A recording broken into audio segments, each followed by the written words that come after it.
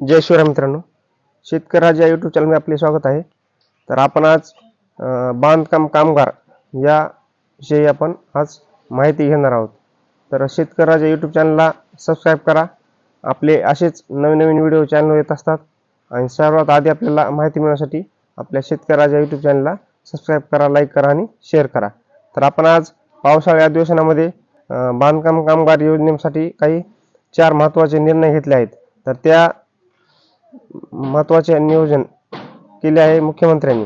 तर ते योजना अशी आहे की त्यांनी 4 योजना नवीन आपल्याला मंजूर केल्या आहेत बांधकाम कामगार साठी. तर पहिली योजना आहे मासिक पेन्शन. तर 65 वर्षाच्या पुढील जे लोक आहेत व्यक्ती जुने ज्यांची जुनी नोंदणी आहे बांधकाम कामगारामध्ये त्यांना 65 वर्षाच्या नंतर 3000 रुपये वार्षिक भत्ता मिळणार आहे. आणि ज्या स्त्रिया आहेत त्यांचा 3 महिने पूर्ण होऊन योजनामध्ये लाभ घेतलेला आहे त्यांना बांधकामामध्ये पेटी किंवा भांडे मिळाले आहेत. अशा महिलांना प्रसूतीसाठी 25,000 रुपये हा खर्च शासनातर्फे दिला जाणार आहे. आणि बांधकाम कामगाराच्या विद्यार्थ्यांना म्हणजे पाल्यांना तर शिष्यवृत्ती ही शासनानं या योजनेमध्ये मंजूर केली आहे. तर शिष्यवृत्ती अशी आहे की जर पाल्य आपलं 9वी पास झाला असेल तर त्याला 20,000 रुपये देण्यात येतील. आणि आपले पाल्य जर 11वी उत्तीर्ण झाले असेल तर त्याला 25,000 रुपये देण्यात येतील.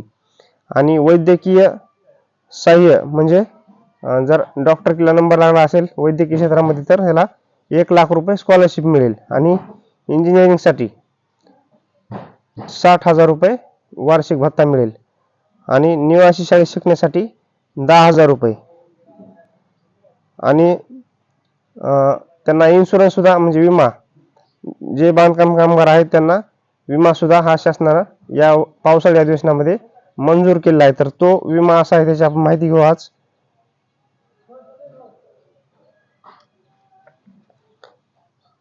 बांधकाम कामगाराचा अपघाती मृत्यू जर झाला तर त्याला 6.5 लाख रुपये आर्थिक मदत देणार आहेत काय झाल्यावर मृत्यू झाल्यावर. आणि जर नैसर्गिक मृत्यू झाला तर 3.5 लाख रुपये देणार आहेत. आणि अपघाती मृत्यूला 6.5 लाख रुपये आर्थिक मदत देणार आहेत. आणि दिव्यांग म्हणजे जर अपंग झाला तर त्याला 2 लाख रुपये आर्थिक मदत मिळणार आहे. आणि आता नोंदणी कशी आहे त्यावरून तुम्हाला ती पेन्शन मिळणार आहे. पेन्शनसाठी काही त्यांनी नियम लावून दिले आहेत महाराष्ट्र शासनानं ह्या पावसाळी अधिवेशनामध्ये. तर ते नियम आपल्याला समजून घेण्याचा प्रयत्न करायचा आहे. तर ज्या बांधकाम कामगाराची 10 वर्ष नोंदणी आहे त्यांना 10 वर्ष जुनी नोंदणी आहे त्यांना 6,000 रुपये वार्षिक भत्ता मिळणार आहे. आणि ज्यांची 15 वर्षापासून जुनी नोंदणी आहे बांधकाम कामगाराची त्यांना 9,000 रुपये भत्ता मिळणार आहे. आणि ज्यांची 20 वर्षापासून नोंदणी आहे त्यांना 12,000 रुपये भत्ता मिळणार आहे. तर हा भत्ता घेण्यासाठी तुम्ही ज्यांच्याकडे बांधकाम कामगाराची नोंदणी केली आहे त्या व्यक्तीकडे जाऊन आपली तुम्ही नोंदणी करायची आहे की आम्हाला 65 वर्ष पूर्ण झाली आहे यांची नोंदणी करून घ्या, आम्हाला भत्ता मिळण्यासाठी फॉर्म भरायचा म्हणून आपली ऑनलाईन पद्धतीने नोंदणी करायची आणि त्याची आपल्याकडं रिसिप्ट घ्यायची आहे. त्यानंतर तुम्हाला तुमच्या डीबीटी अकाउंटवर ते पेमेंट पडतील. तर ही पावसाळी अधिवेशन 13 जुलै 2026 या दिवशी ही घोषणा केली आहे राज्य शासनानं. आणि ह्या सर्व योजना ह्या बांधकाम कामगारासाठी महाराष्ट्रातल्या लागू झालेल्या आहेत. या सर्वांनी नोंद घ्यायची आहे. आणि नवीन पण बांधकाम कामगाराचं नोंदणी चालू आहे. आणि ज्यांचं 1 वर्ष झालं आहे त्यांनी त्याचं नूतनीकरण करून घ्यायचं आहे.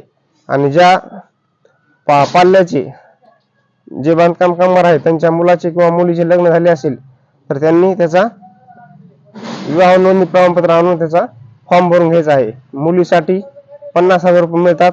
आणि मुलाचं जर लग्न झालं असेल बांधकाम कामगाराच्या तर त्यासाठी 30,000 रुपये मला मिळतील. तर या योजनेचा सर्वांनी लाभ घ्यायचा आहे. जर आपला व्हिडिओ आवडला असेल तर लाईक करा, शेअर करा आणि सबस्क्राईब करा. धन्यवाद.